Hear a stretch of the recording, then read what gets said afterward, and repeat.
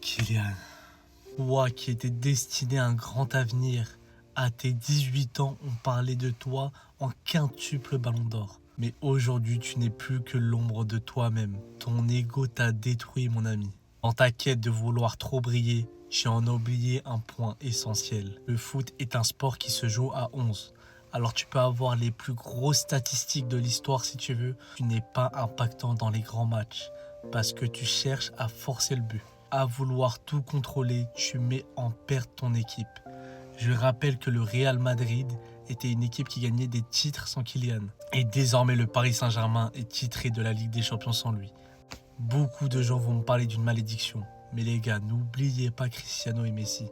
Cristiano et Messi, c'était des stats énormes, mais ils ne forçaient pas leurs stats, les gars. A contrario de Kylian, l'équipe faisait en sorte que ces joueurs-là soient mis en avant, mais ils ne forçaient pas le jeu. Je pense que ce n'est pas fini pour Kylian, hein. Attention, on parle peut-être du meilleur joueur du monde. En termes de niveau intrinsèque, c'est peut-être le meilleur joueur du monde. Mais c'est une question d'ego, malheureusement. Le jour où il se mettra à jouer à la manière d'un Benzema, au service du collectif, avec les qualités qu'il a, il réalisera une saison extraordinaire. Je le vois même ballon d'or. Beaucoup de gens vont me dire qu'il n'a pas les qualités pour, mais je pense que vous avez oublié qui est Kylian. Kylian avec Messi et Neymar, les combinaisons qu'il faisait, honnêtement, Kylian sait le faire. C'est juste qu'il ne veut vraiment pas le faire, c'est tout. C'est pas la même chose. Alors, s'il te plaît, pour ton bien, Kylian, reprends-toi, mon frérot.